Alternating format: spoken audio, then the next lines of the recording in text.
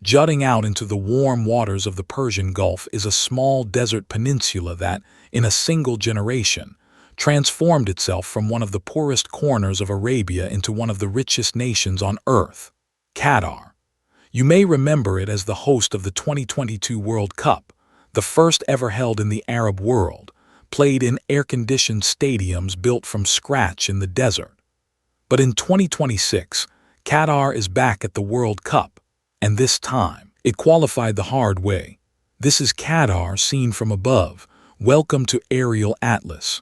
Qatar is a peninsula, reaching north from the Arabian mainland into the Persian Gulf. It's small, just over 11,500 square kilometers, and almost entirely flat, dry desert.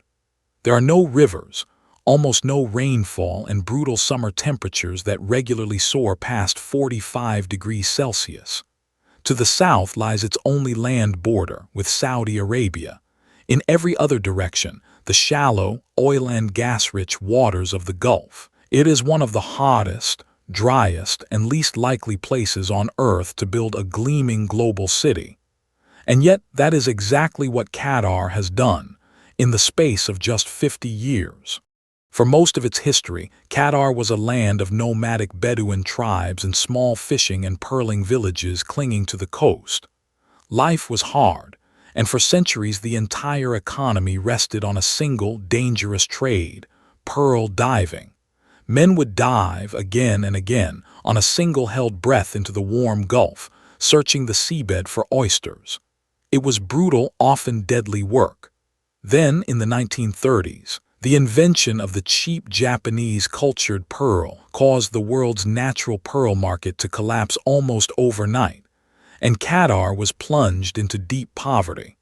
But salvation was about to come from beneath the ground, because in 1939 oil was discovered, and later something even bigger. Lying offshore beneath the Gulf is the North Field, the largest single natural gas field on the entire planet, shared with neighboring Iran. That gas turned this tiny nation into an energy superpower, one of the world's leading exporters of liquefied natural gas, and handed it, at times, the highest income per person of any country on Earth. In 1971, Qatar gained full independence from Britain and began funneling that staggering wealth into a national transformation unlike anything the world had seen. Nowhere is that transformation clearer than in the capital, Doha. In just a few decades, a modest pearling town exploded into a skyline of futuristic glass towers rising straight out of the sand, ringing a curved bay known as West Bay.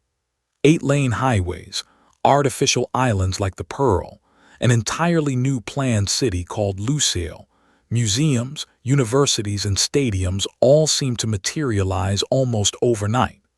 To stand on Doha's waterfront promenade, the Corniche, and look across at that glittering skyline is to witness a nation that, quite literally, bought itself a future in record time.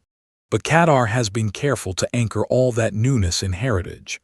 At one end of the bay sits the Museum of Islamic Art, a serene fortress of stacked stone designed by the legendary architect I.M. Pei. Nearby, the National Museum spirals outward in great interlocking discs, modeled on the crystal of a desert rose. And in the old heart of the city, the lovingly restored Souk Waqif still hums with spice merchants, falcon traders, tailors, and the smell of grilling meat. A deliberate, living reminder of the Qatar that existed long before the towers. Here is one of the most extraordinary facts about Qatar.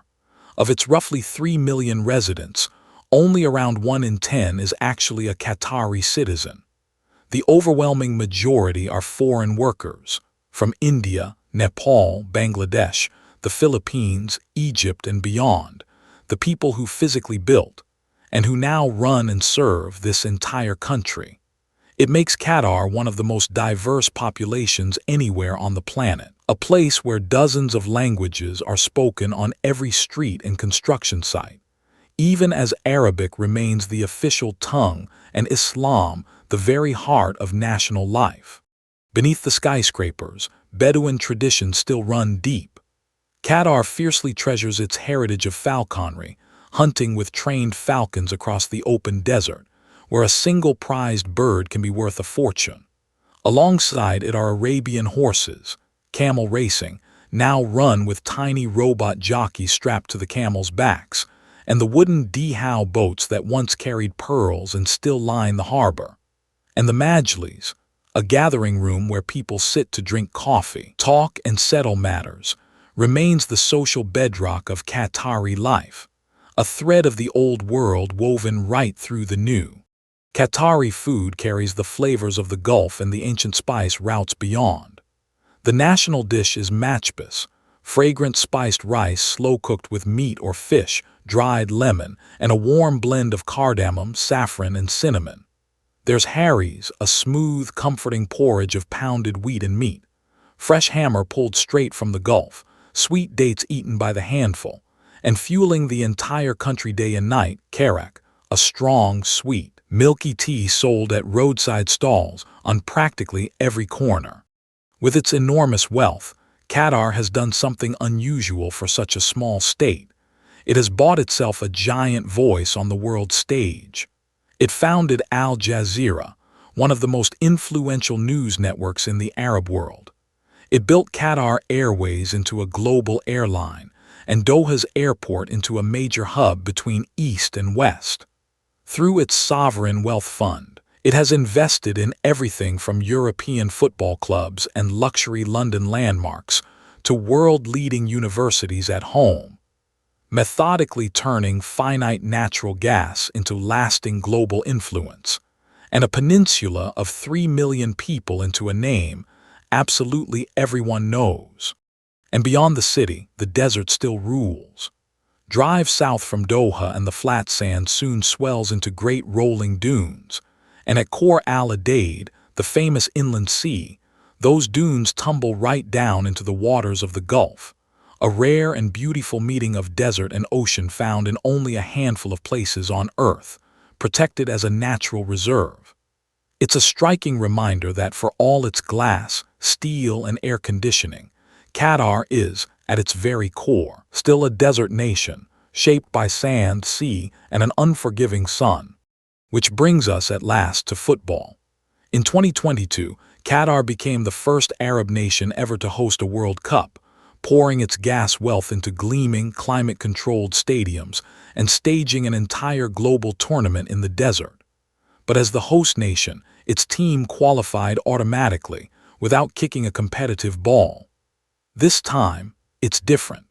For 2026, Qatar fought its way through the grueling Asian qualifiers entirely on merit, beating rivals on the pitch to book its place. No longer just the host with the checkbook, but a team that genuinely earned its seat at the table. A desert peninsula, back at the World Cup, this time on its own terms. A barren strip of sand and pearl divers, transformed in a single lifetime by gas, ambition, and sheer force of will into one of the wealthiest and most talked-about nations on Earth, yet still rooted, beneath it all, in falcons, dhows, and the endless desert. That was Qatar from above. If you enjoyed the journey, subscribe.